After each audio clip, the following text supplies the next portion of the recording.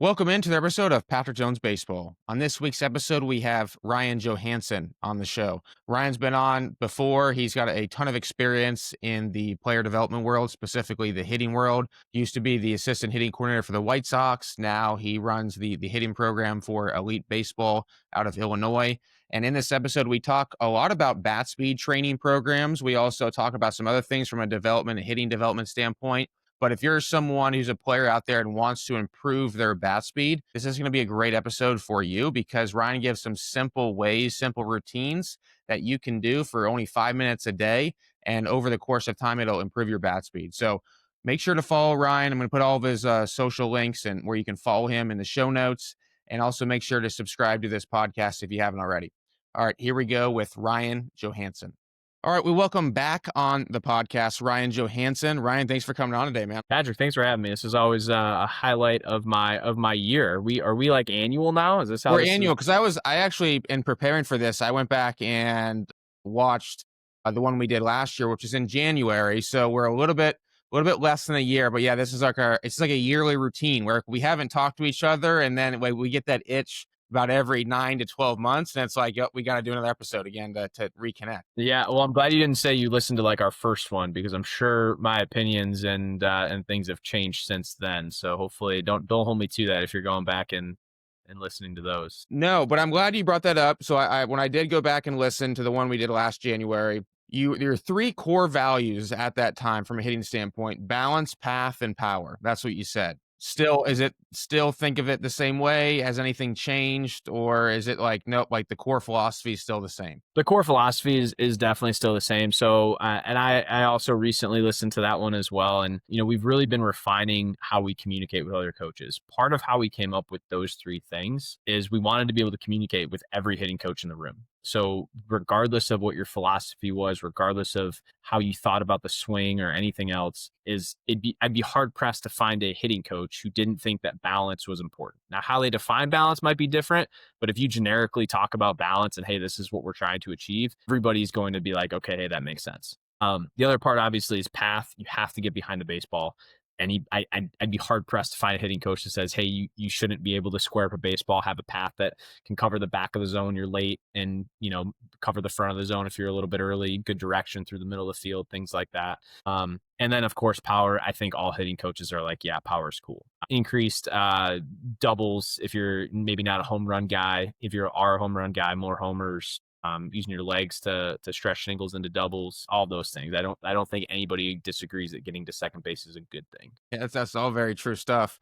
Has it changed in terms of how you go about teaching those things, right? Like, are there certain things that maybe over the past year, different drills, different thought processes, different routines, anything that jumps out you that, like, man, once we started doing this, like, we saw a huge uptick in the amount of players that improved their path or improved, the overall balance or anything like that? Yeah, I don't know if it's specific drills necessarily.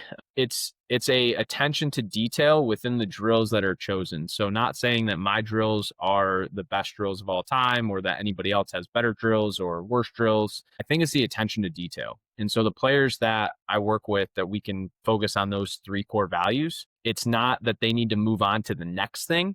They just need to find the next layer of nuance in wherever they're at. So if it's balance and like, hey, we just need to understand that our center of mass, that we need to put pressure on our heels to start, create space, hinge, you can get better at that in a variety of different ways. So for the, newer player that I might be working with, it's just explaining those concepts. But for the player that's been working with me for a year, 2 years, 3 years, we're talking on some pretty complex things because they've grown into it, right? Or we're staying simple, but we're challenging them with different environments to be able to execute those feels and those moves in more game-like environments. So we're not necessarily adding layers of nuance. We're just getting more detailed in the basics and trying to do simple better.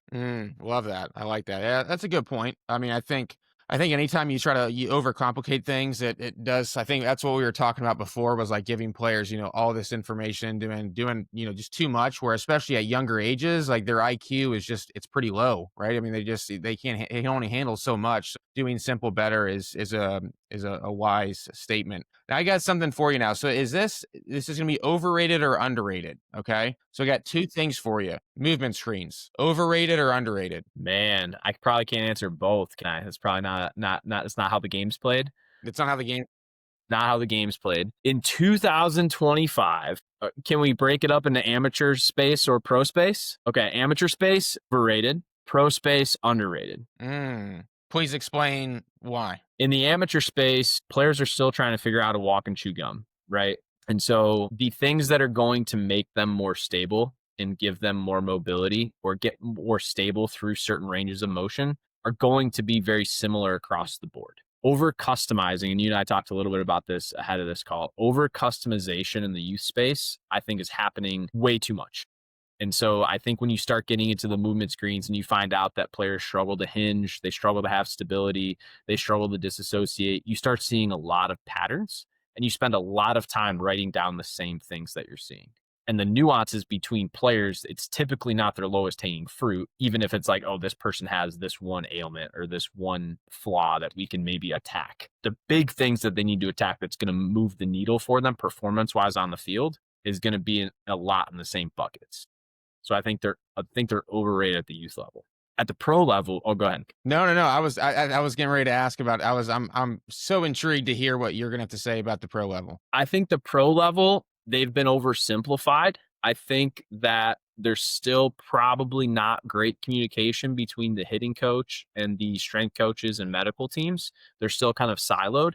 I think what the strength coaches identify as quality movement might be different than what the skill coaches identify as quality movement. And, I sat in some meetings with some pro teams this past winter, I guess so over a year ago, probably maybe after we talked. And we were chatting about who takes ownership of that. Who takes ownership over the movement piece? Is it the hitting coach that's going to run the movement prep, for lack of a better term? It's kind of, been thrown around our industry for the past couple of years. Is it the strength coach? In a perfect world, it is the strength coaches. But a lot of times what they're identifying and what they're seeing, they haven't kind of matched that together yet. And where I see movement screens being really impactful at the pro level is for longevity and sustainability. It's not always performance in terms of execution. It's how long can you continue to move the way that you're moving without suffering injury, without battling, some sort of central nervous system, constant reprogramming that's going to cause another ailment down the road. And being able to systematize that, I think, is really, really hard. And so what teams have done is they've done the generic movement screens and then they haven't found a ton of value in it because those guys are great compensators, right? So they probably haven't gone deep enough. And when they have gone deep enough, they haven't had the execution to leverage how deep they've gone. I think that's the best answer I could have received because I was thinking that you were gonna. My follow up as I was listening to you, I was wanting to chime in, but I was like, nope, be patient. Because I was going to immediately say, well, I don't really see, from the performance side of things, if that's going to really necessarily change or not. But I think what you said about sustainability and long term health and things like that, I think I could 100% see that because from what I've seen anyway, and I saw the same thing where you have the generic screens and things like that. And it's like, man, I don't really, their swings still kind of the same to me. I mean, it's hard to really quantify did it help or did it not help. I mean, what really changed before or after? But I think the long term benefit, I 100% agree with everything you said on. I was trying to get you on the overrated or underrated, but I feel like you killed both answers. That was the best that's point one for Ryan and zero for Matt. It's like a game show today. All right. What's the next question?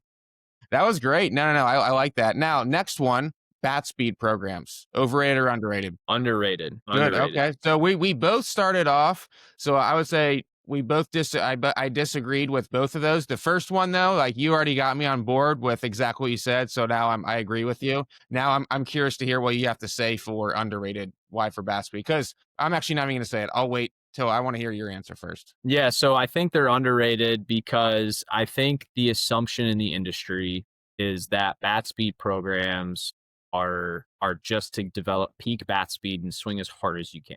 I think there's a misunderstanding of what we're trying to do with bat speed programs. And the way that I view bat speed programs is one, they're extremely easy to incorporate into warmups. They're extremely easy to incorporate into weight weight room programs, but there's also a disconnect. Just because you can rotate fast in the weight room doesn't mean that your brain's going to do it holding a bat. So when we incorporate those two things together, it can be very easy. I mean, if you just think of a college program, if you say, "Hey, we're going to do some bat speed stuff," untrained athletes can build bat speed within weeks, right? Like it's if they've never done that stimulus before, they can build it very quickly. So it's as easy as adding dry swings to your warm-up routine down the left field foul pole with PVC pipes, a bat and a donut, and a game bat. I mean, it doesn't take a lot of equipment. It doesn't take a lot of time, and you can do it very easily. And with the test and retest model, and even if you didn't do a test and retest model, you could be pretty confident doing a simple bat speed program would improve bat speed overall.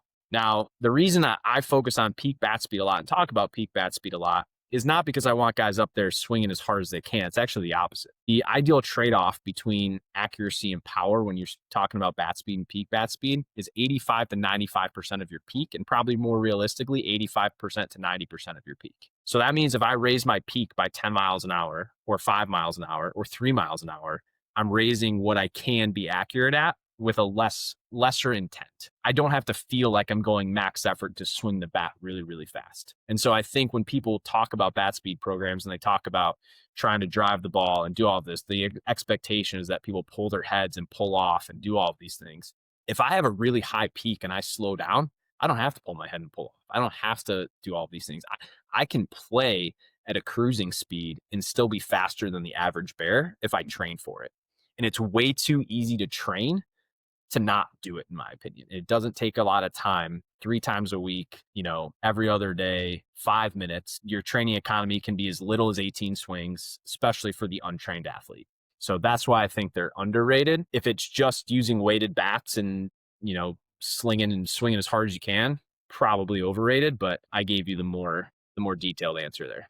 Point two for Ryan on the game 2.2. That was great. That was phenomenal. I'm curious. So I want to follow up. What about at the professional level? Is it still the same thing at the professional level, or like would your answer change if we're specifically talking about professional players? Depends on the level of professional. I Okay. think MLB. there Let's go MLB because, and I'm sure. sure you've seen this too. You've seen a couple guys. You see like a Nolan Arenado. You've seen a Mookie. You see some of these guys who have publicly said they've been doing bat speed trainings, things, overload, underloaded, things like that. And let's talk about MLB. Like, and maybe I don't know how familiar you are with those examples. I just see those in the news and see quotes and things like that. But I'd be curious if your thoughts are like, yeah, they did it, but it wasn't really the right way type of a thing, and that's why maybe that they didn't get the results they were looking for. It wasn't explained to them right. Like, I just kind of curious to hear your thoughts on it. Yeah, anytime we're talking about big league guys that I haven't personally worked with, I'm really hesitant to try to make assumptions over how they trained or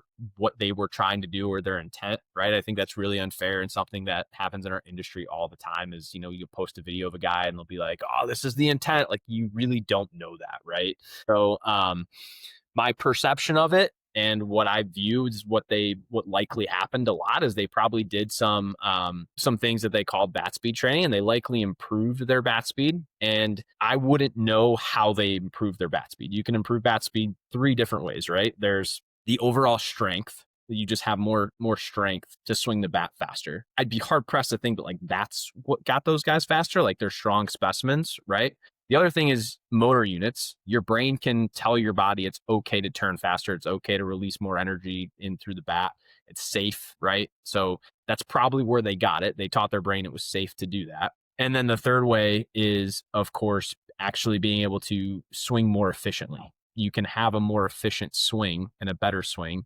I don't know what their data says. I don't know how they got their extra mile, 2 miles an hour. Obviously, when you're that fast already, that's a big jump. It's not like a 13-year-old kid going up 5 miles an hour in a couple weeks, right? Like it's like a pitcher that throws 95. Getting to 98 is way harder than a guy at 80 to 92. So how they did it, I don't know. What I think people forget sometimes when they train for bat speed is that they don't add the training environment and the challenging training environment. The timing is going to be a little bit different. And so I had a college player one time that every time his bat speed went up and he was stoked about a PR, he was hitting balls harder than he'd ever hit when he got them, but he was rolling over more balls than ever before. And he'd get really frustrated. And I had to tell him like, "Hey, you're just faster to the ball now. You have to like readjust and recalibrate how fast you're turning, how tight you're turning, because his was a combination of sequencing and just being faster and stronger in general. So he actually had to restructure his whole timing every time his bat speed went up. He ended up Mm. playing professionally, was a really, really talented player, but he had to reset every single time. And so I think sometimes people think like, oh, I'm just faster now and it's just naturally going to come. And that's not the case. Your brain's a really powerful computer and needs to constantly be calibrated to the machine that you're using, you know, in your body. Very well said. Is it wise, do you think? Do you think it's beneficial for, speaking of like the brain, to be able to like, okay, this is bat speed training reps right here for the next 10 minutes for these next 20 swings. Like this is bat speed training, not necessarily going to worry about, maybe we are going to worry about targets or things like that, but it's a different mindset than, maybe another part of the hitting session. Do you think that's wise, just to kind of get the brain be like, this is what we're doing for speed, and that's not worried about necessarily a ton of results right now, and then transition after that to something that's maybe more hitting compatible? Always think it's wise to have a specific focus. So the way that we break it up is we have just raw bat speed training, and guys know like, hey, this is just to train your brain, or this is just bat speed. Let it eat, turn fast, be a dog, whatever. And then we have really detailed ball striking reps. Hey, we're not trying to kill it right here. I want you to be as detailed as possible. A lot of times we're moving slow because hitters have a hard time slowing their swing down because they're not stable. So we're actually challenging them to control their body in a slow environment and really taking the foot off the gas. And then we have our combination where it's like, hey, this is either game like, or I want you to be as fast as you possibly can, but we're going to do like a stop swing and you're going to have to control it. So we'll actually put a blast sensor on guys and we'll have them train and we'll tell them yes or no with doing things like stop swings and balance swings where they have to hold their finish and they have to maintain that 85 to 90% of their peak while they're doing that without falling over. So Hmm. we're challenging them in those environments and kind of bridging the whole gap. But in terms of whether it's wise to break it up, however you do it, I think it's wise to have a focus and a focused intent. And if it is, hey, if it's a the only thing you ever do is a combination, I think it's wise to let them know, hey, we're doing a combination here. This is what we're trying to do. I also think it's hard for the brain to divide that constantly. I think it can wrap its head around it if it's a piece of your training, because in the game, it's a giant combination, right? So it has to be kind of that gamified approach. Like, what's the intent here? What am I trying to do? And then simplify that combination for them. Like, hey, you're trying to hit a line drive to right center. You're trying to hit a line drive to left center, whatever it might be. Hit the pitcher in the forehead, however that intent is. And you can combine it with saying, like, hit the pitcher in the forehead as hard as you can. Like, okay, now we've got direction. We've got probably hunting a ball middle away. We've got swinging hard because we're trying to hit it hard. But now it's a simple focus. Now their brain is just like, okay, accomplish that. So I think whatever you do, just defining what you're trying to achieve for the hitter is really, really helpful. Outside of just like, hey, we care about bat speed, but like, hey, see it deep and go right side. Or, Mm. hey, we care about good direction, but all good hitters pull the ball in the air. Like, what do you want? Like, there's right.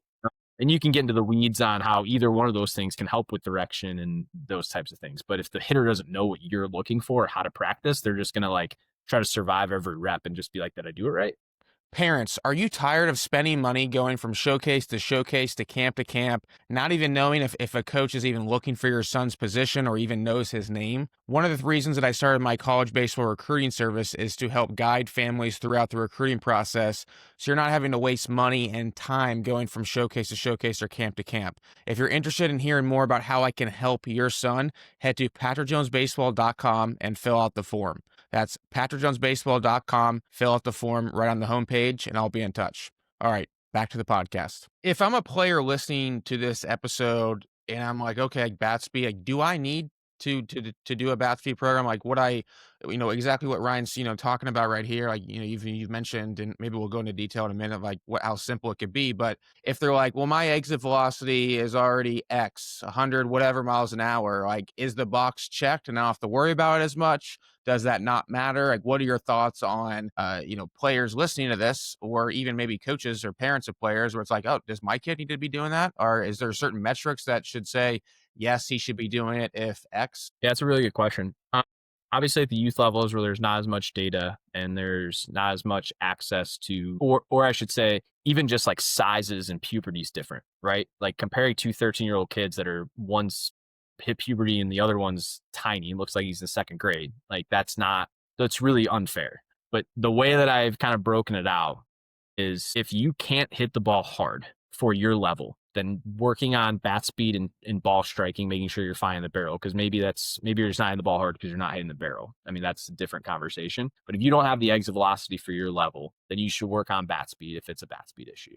And that's probably more kids listening than would realize even at the college level. The next piece is once you have that exit velocity for your level where you're top of the charts, because if you want to keep playing every year, everybody can hit the ball hard. Every year it's like it's harder and harder and harder. So if you want to continue to play, you need to continually be able to hit the ball as hard as you possibly can in order to continue that journey, right? But if you feel like you're there and you're hitting the ball hard enough, can you hit the ball that hard in the air? And if you can't hit it that hard in the air, when I say in the air, I just mean like off the ground. Like, can it get to the outfield on the fly? Sometimes that might be a warning track fly ball. And people might get mad at me for saying that. That's just it. That's how I've broken it up. In a perfect world, they're long line drives, right? But trying to get the ball off the ground as often as possible. Once you feel like you get the ball off the ground, you're hitting it hard in the air. Now we're going to focus on narrowing that window. Right now, it's going to be okay. Now I'm really going to focus on my ball striking ability. I have the power, I have the general direction. Now I want to get really precise, and I really want to focus on those hard line drives. And if I miss a little bit, I'm still going to hit a missile through the infield. Hopefully, it misses a glove. And if I get a little under it, I've got enough juice that it could find the wall. It can get over the wall. I'm going to do those things. I think what happens a lot of times is it's either bat speed or it's like ball striking ability. And we miss that general progression that needs to happen. You could strike the ball really, really well. And if you don't hit it hard, it's not going to matter that much. You're going to have to be really, really perfect. But if you can kind of go in that order where it's like have the threshold, be able to hit the ball hard, get it off the ground, and then really focus on that. I've seen that work with so many kids over the last decade. And it's not a home run or bust mentality. It's not a ground balls stink mentality. It's just if we want to eventually get to line drives that play and that can play the next level that you're going to be at, that's typically the journey that I've seen for players if they're wondering which one to focus on. Okay, I like that. I like the explanation and the system for that. That makes sense to me.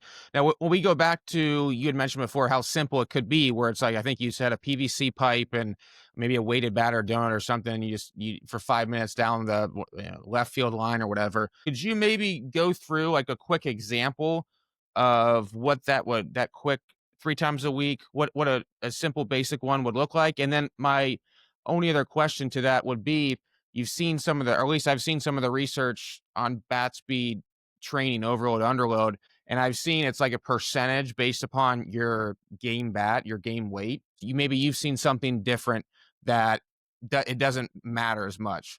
Where like maybe that game weight bat and the overload underload percentage is like kind of irrelevant or just eyewash. I don't know. I'm throwing those out there. See what you think. Yeah, so I'll just start with, I guess I'll answer that second one first. I think there's probably research out there that's measured maybe a few different options. And they've said out of these options, this one is maybe optimal. Now, does that mean that all other options are bad or won't work? Probably not. To me, some of that is a little arbitrary. The concept itself and getting the brain to turn fast because there's something that's underloaded, that's a concept that's true whether it's 35% lighter, 25% lighter, or 55% lighter, or even more in some cases. It's just we need an underload. Could you buy tools and spend a lot of money on getting that exact percentage, and might it move the needle a little bit more? It could. I don't know enough about it to speak intelligently on like, hey, I don't have research against any of that, I guess is what I would say. But I can tell you without focusing on the percentages and keeping it really simple and somewhat arbitrary, what I'll describe in the next couple minutes, I can tell you will work. And I've seen it work with every hitter that I've worked with, and I've seen it work better with the untrained athletes, of course. So that's my answer, I guess, to that is underload, game weight, and then overload. And we're really just training the brain that it's okay to turn fast. And we're putting it in an environment that allows it to turn faster in the underload. We're challenging it with our game weight, and then we're making it more difficult to rotate fast with the overload while we're still giving it that focus and that intent. Like, hey, it doesn't matter if this is heavy, we got to go. So the way that I would break it down is for the first 4 weeks, I would have a light PVC pipe, your game bat, and a bat with a donut on it. And you can buy wiffle ball bats at the dollar store for $1.25 if you want that instead of a PVC pipe. You can get creative with this. There's lots of ways to do it. So it doesn't have to cost a lot of money. And you have players swing 3 times on their right side as fast as they possibly can. And I remind players all the time, this is not as fast as you can stay balanced. It's not as fast as you think is the right way. It's not as fast as you think is pretty. Swing as fast as you possibly can. With this wiffle ball bat or this PVC, you should be falling over. We're going to do 3 on our dominant side and then 3 on our non-dominant side.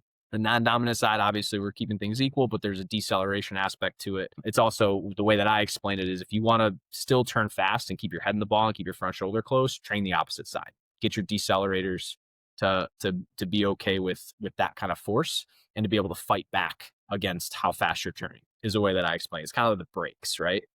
The next thing is just do it with your game bat. 3 on your dominant side, 3 on your non-dominant side. Do with an overload, 3 in the dominant, 3 in the non-dominant. You do that for 4 weeks and just every other day. Just be consistent. Super easy to add that into your warm-up. After that, we're going to add a stimulus. So we're going to add in kneeling swings. So it's the exact same thing. You're going to go down on 2 knees, not just 1 knee, but 2 knees. We're going to really focus on our core. We've seen pitchers do this to actually with different bats and PVCs and things to actually work on some rotational stuff too. But it's nice for hitters. Obviously, we have the bat in our hands. We're feeling our shoulders move, stabilizing, below. But we're going to do that same thing. 3 on the non-dominant side, or 3 on the dominant, 3 on the non-dominant side with the light game bat, heavy bat. Do that for 4 more weeks, plus the standing. So now we have another set. And then the next 4 weeks, we're adding our third stimulus, which typically what I do is I recommend a drill that's gonna also be like a swing corrective. So maybe it's a step back if we're trying to get somebody back in their hips. Maybe if we're trying to hold sequencing or control a forward move, we're gonna do like a hook 'em. We can add in some kind of drill to that, but that's another layer to it in those 12 weeks. And I've never seen a player who hasn't already like just finished a bat speed program not improve in some capacity in a test and retest model using that very simple system, spending less than 5 minutes every other day trying to build bat speed. And after you're doing that, so you're doing that for 5 minutes, and then are you transitioning into the hitting for the day? You Or is that can. just all you wanna do for the day, since that's what you're the lowest hanging fruit for you? To me, it's exactly what we talked about earlier. This focus here as hard as we possibly can, as fast as we possibly can. There's no balls coming. You don't have to challenge your adjustability. We're just teaching the brain that when you have this in your hands and we're going to try to swing, we're trying to go fast. But a lot of times they'll use that as a warm up and then they can go into their ball striking drills if that's something that they're doing for the day. I do recommend doing this first before doing all of their hitting program. If it doesn't work at, a college or a high school, maybe there's stations you have to do. I've done it in stations too. It's not always going to be perfect, but it's too simple. It's too easy to just say, we don't have the resources or we don't have the time to do it. Yeah, that's why I really liked the program that you're talking about that you came up with, because it is so simple. And I like the dry swings aspect too, where it's like, hey, it doesn't matter where you live or what you have access to or cage or anything like that. Anybody can do it. You just need space. Just go outside anywhere. So that's why I really do like about it. My question would be is I've heard this before because you'd mentioned the non-dominant side, and I've heard that in the past. And then I've also heard people say for you to swing in the non-dominant side and for it to have any real impact, like would have to take so many swings, because think of like all the thousands and thousands of swings you've already taken on your dominant side. And so to think you're going to like correct that by taking a few on the non-dominant side, like it's a tough order. I'm sure you've thought of that. And maybe, again, this is something I've just heard. It's not like I'm saying this is my opinion, but what are your thoughts on that? Have you thought of that? If so, what's your take? So I think in general, like if you're going to talk about being like a switch hitter or doing something functional on that side, I guess I think that makes a lot of sense. If we're going to move the needle within 5 minutes on our dominant side from a speed aspect, then I think it doesn't make sense to me that we wouldn't move the needle on the break aspect or the deceleration aspect in the same amount of time, right? In theory, it should actually be harder to move the needle after all those thousands of swings because now you're a trained athlete. So if we're getting progress on those 3 swings on our dominant side, it doesn't make sense to me that we wouldn't get some sort of progress on the other side. And I think too, when we're in that environment where our brain is connecting the dots, because our brain works off of neurons that wire together, fire together, right? And so now we're putting them together like, okay, I can go really, really fast and then I can go this way. And at that time, something's happening in the brain that is allowing those 2 pieces to work together. And I have seen non-dominant swings like do things like clean up direction. on right-handed hitters. Now, again, some of that's subjective. So if there's other science or other things out there, I'd be more than happy to not waste my time with it. But in my current understanding of what I've seen and how I view it, I still see it as a really pretty relevant piece to the bat speed program. Great answer. When you work with athletes and you do it at scale, let's say you have 100 players that are and you're the you're obviously the director of hitting at elite baseball and you're responsible for I'm just throwing out a number, 100 players. What's your system for going about working with them, development plans, evaluation? Because I'm sure that could be overwhelming. And I'm getting to something here when it comes to like coaches, high school coaches. We have all these players, little time, little space. But I'm kinda curious as to hear, like, how youth go about thinking about that. Yeah, so I think it depends on what the task is. Are we trying to scale swing content? Are we trying to scale, hey, we're trying to clean up everybody's swing? Are we trying to scale offensive culture? Is it a Well, let's combination? just say, like, so you're the director of hitting for elite baseball, so let's what does that look like in the off season? Like, if I'm a part of elite baseball, like, and I'm on the, this 2027 team or 2028 team, and I'm a hitter, what would that look like from your standpoint for me? Yeah, so I have to do a couple things in my role. I think I understand the question now, and if I miss the mark, just re-ask it again. We'll make sure we dive in. But I think I understand the question. And in my role, a huge part of my job is making sure that the directors at each of our location know the hitting offensive culture. And so that comes into coaching coaches, making sure that we have a clear, well communicated, well articulated plan of what we're trying to accomplish. Our player development team and myself and Travis Kerber and Kevin Iaski, we got together and we figured out, okay, what do we want our culture to be this year? If we go and watch an elite baseball game, and I'm roving to the 10U team, and then I go watch the 17s play. There's obviously going to be a very different level of baseball that I'm watching, but there's a few different things that I should see players be able to do. And I can't possibly coach every single player in the organization. I mean, we have 600 players last year. We're going to have close to 1,000 to 1,200 players this year. I can't get my hands on every single one of them. So when I'm building systems, I have to be able to communicate that down to the director of each location, who then communicates that to their coaches, who then communicates that to their players and their family. And then we are able to rove around. And Kevin Iaski is going to be a huge part of this. He's going to be a tremendous asset to our team to make sure that we're holding coaches accountable to the elite way of baseball, the elite offensive culture that we're trying to do. Obviously, on the pitching side, Travis will be doing that as well, and that's going to come down to how we communicate with players, what we value, and it's going to be things like, hey, do we attack fastballs early in the count? And then what is the coaching when we don't? What is the coaching when we do? If we attack fastballs early in the count, and then a player swings and misses, and he comes back and he's 10 years old and he's swung at a pitch maybe two balls off the plate. The coach is like, "Oh, I can't be swinging at that. Oh, what are we doing? You got to, be patient. Take a strike. Da da da." There's obviously some baseball IQ and there's some strategy and some things, and those managers need to have autonomy to do that. But if the kid comes back to the dugout and he's like, "Coach, I thought it was a fastball. I looked more middle than it ended up being, and I just chased it. I don't know what to tell you. Like you've been telling me all year long to be aggressive on fastballs." That's a problem if that's the coaching and doesn't match up to the culture. So my job is really, and it's a really big project, is making sure that everybody's kind of included on this and make sure that we have a really good dugout culture so our players can thrive. And then it's things like, our 4-on-1 training. Are we scaling our swing content? So if there is a swing issue, that they can come back to their coach and their coach can say, hey, it's probably this, or this. Let's go back and do this drill, and be able to take the off-season stuff and apply it to what's happening in season. Remember, hey, we worked on this. Remember, hey, you got it. And is it a positive encouragement, or are we just going totally rogue and being reactive and like, oh, hey, your hands dropped on that one. Oh, your front shoulder dropped on that one. And it's like that point and shoot coaching that's really reactive. Like, oh, on that particular pitch, you did this. Like, that's not helpful to a hitter. That's not going to help them go back and continue to grow. So what kind of proactive systems can we put in place that says, hey, this is what we're about, this is what we're going to work on, and this is what we're going to get really good at? And I think it really stems at getting better, at getting really, really good at less things and making sure that we communicate that effectively. At the pro level, at the MLB level, like if you're the top dog, you can essentially kind of choose who you want. Kind of maybe probably you're bringing in people who buy into your philosophy. I would assume, when you get into the amateur space, at least it's been in my experience anyway, where it's like, especially in hitting, right? You think about it just online, like everyone, this big ego, like, I think the swing should be this or that. It's like, who cares? What's like, have you run into, I'm sure you've run into this where it's like people maybe just aren't listening to what you want, what do you want to instill? And this is obviously an issue with just people in general and human behavior and things like that.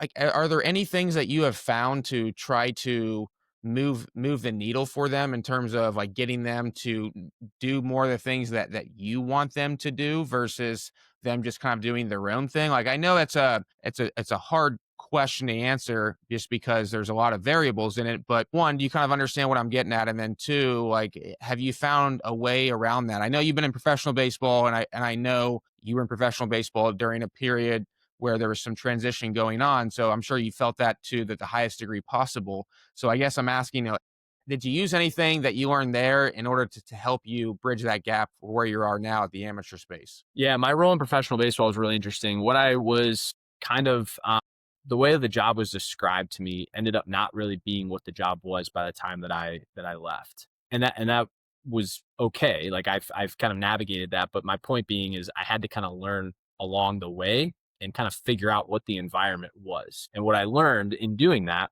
is that empathy and patience goes a really long way. It's really easy to, and I don't know how familiar you are with like personality styles or whatnot, but there's something called DISC, and each letter stands for a different personality style.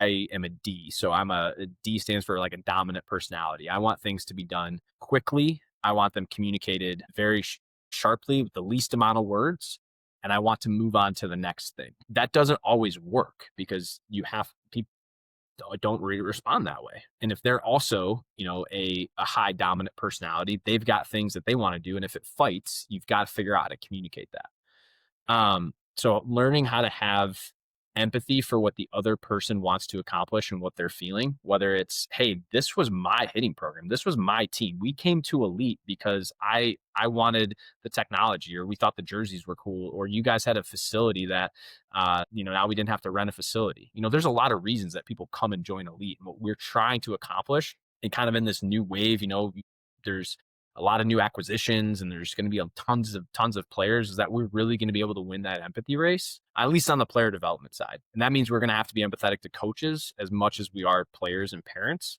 And the other thing too is, is a lot of these kids are going to have their own private hitting instructors. And so being able to communicate effectively a dugout culture that doesn't fight with any of the hitting instructors that they have. Because now it's going to be like that kid goes to their hitting instructor, and if that hitting instructor is young and has an ego himself and, feels like he's got a horse in that race, he'd be like, oh, don't listen to your coach. Don't listen to your coach. Right. And to be honest, I think anybody who's been in that space, who's been a young hitting instructor, that's had people that trust them and like kind of feels like, oh man, why is that manager like fighting me like this? Like I put all this work into this kid. Like, why is he telling him different information? It can be pretty frustrating.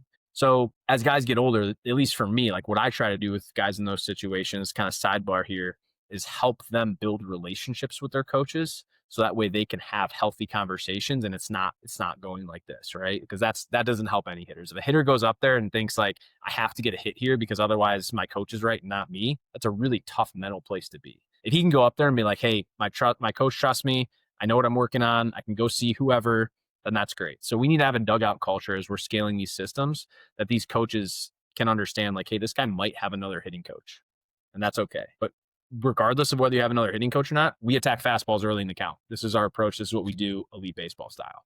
And if we're constantly reactive and we're constantly overcoaching and we're constantly trying to just like fix every problem that help kids hit 1,000, we don't understand that they're 10 and they're 11, they need to hit puberty and they need to go through this journey, I think it can be really tough. To answer your question, it's empathy for where the coaches came from. What is this coach's experience? What does he want to accomplish as a coach? Is he mainly a hitting guy? Does he want us to do the hitting and he wants to do all the pitching? Is he just like, hey man, I love defensive positioning? Is he like wanting to move on? And maybe it's a young kid that wants to move on and be a college hitting coach or a professional hitting coach, like meeting them where they're at and then including them in the process is, I think, the other part of it. And when we have 40 some coaches, 50 some coaches, and some of them have part-time jobs, some of them, this is what they do full time. Some of them, they're volunteers. It's really hard to get everyone included, but trying to include as many people in the process and letting them know, hey, here's what we're doing. And then the important part is why we're doing it. This is why we believe those things. This is why we have to do this from an elite standpoint, because when we do go watch games, we have to be able to execute a product. The product that's on the field at 10U in Lake County has to be the same product that's at 17U in Aurora. whether it's obviously the level of play is different, but the family experience, the player experience, the dugout culture has to be scalable. Otherwise, we don't have a program. We have a bunch of random teams that all wear the same jersey. Very, very, very well said. I like that. The empathy piece, I think, is, yeah, 100%. You're definitely right on that. I got one more question for you. This is going to be a tough one, I think. I think you might struggle with this one a little bit. If you could I've create, struggled with a few of these, so that's it's okay. you've done very well, very well. So this is definitely our best episode hitting content to date, no doubt about it. If you could create one hitting product to sell across the world or the United States, and the goal is to help the most amount of hitters. What product would you create? Or maybe there's already one that's already created. But what would you create? What would you sell? Man, I get one shot at this. Some of this stuff exists already, but I think what I'd do is I think I'd get with Steve Springer and I'd be like, listen, streaming and Walkmans and tapes and CDs, it's gonna be really hard to get that in the dugout. How do you just get a set of headphones that the guy in the hole puts on that's automatically just like on repeat, right? The other thing would be something with AI included that maybe showed them all their highlights that they could like take out of their bag and like just watch on like a tiny little screen. You gave me some room to be creative here. You didn't say this had to be realistic. I love it. No, I mean, shoot, why can't you do both of those? I like it. And then, they look up and it pulls up and it's like all game changer, all their highlights, right? The homer they hit 2 weeks ago. And it's like maybe some like cool like pump up music or their favorite song, right? All while like Steve Springer's in your head, like telling you like batting average doesn't matter, breathe, like all that stuff. And then you just like walk into the box and it comes with it may be like a sticker you put on your bat to remind you, like, so you don't just like stress out when you get out there. You're like, oh, I'm the man. Oh, wow, I got a hit now. Like how many kids, I'm sure you've had kids like that. Like they get in the right mindset and then they get in the box and the whole thing falls apart. It's like, what's that sticker that's like, hey, do your double nasal breath, do your 5-step reset. And it all comes together in this like mental skills, like, hey, you're the man. Okay, now you have a mental strategy to go through. Something like that in the mental skill space. And that's obviously not fully flushed out as I just got the question. You're right, that was hard. It's tough, man. It's tough. But I find it interesting that the product you would sell or pick would be nothing that we talked about today, right? It was like it's on the mental skill side. Percent. Yeah, it would not be a swing. It would not be a swing tool. It would not be a bat speed tool. It would not be any of that stuff. I mean, something I remind hitters of all the time, and if there are hitters that are listening to this, I'll remind you of this too, is the swing you have right now today will play at the level you're at, most likely. There's a really low chance that you cannot get a hit with the swing that you have. You might have to have a specific approach and hunt a certain pitch and know what you're good at, but the swing you have is not holding you back. It's between your ears. Now, can you improve your swing? Of course you can. We can all get better physically and things like that, become more efficient, become faster, become stronger. I'm not suggesting that you don't work on those things. But if you think your swing is holding you back from getting a hit or from being successful, that's automatically already a mental thing. You have to believe that you can hit. And I go back to Ryan Fitzgerald when he texted me and was like, man, my bat feels like a bow door. And I was like, hey man, good thing you're good enough to like hit doubles and homers with a bow door. Like, cool. And he like didn't respond. He was like all pouty and mad. And he sent me a video of him hitting a homer, like a moonshot homer. And was like, thanks for listening to me pout earlier today. And I'll never forget that. I was sitting there, I was holding my daughter on a chair at the time, like just like one-handed text, like just kind of being, like, good thing you're good enough to hit, expecting to say something back. And then, 7:00, or I guess it would have been like 11:00 that night, I get the video of him hitting the homer. Thanks for listening to me pout. Like, dude, you're good enough. And I used to I remember there's a couple guys in the Sox like, oh man, my back's stiff today. Like, I don't know if I got it. I'm like, man, good thing you might not hit a towering homer today because your back's stiff, but good thing you can find a fastball outside and go right center. Like, oh, okay. Awesome. Like, Ryan, first of all, thanks again for coming on. It's been fun to see you progress in the baseball space. And it seems like every time we talk, you keep getting better and better. And at least I recognize that. If someone wants to follow you or like what's the place to go? Probably on X, formerly Twitter, RPJ1317, Johansen Baseball 2.0 on Facebook, and our website's johansenbaseball.com. We'll be revamping that to kind of formulate some different things here coming up. But I'm always happy to connect. Email is ryan@johansenbaseball.com. Hear from people all the time. Try to respond to everybody who reaches out in either DMs or emails. We're all in this together, standing on the shoulders of giants. So hopefully everybody can enjoy the journey. Awesome. Thanks, man. Thanks.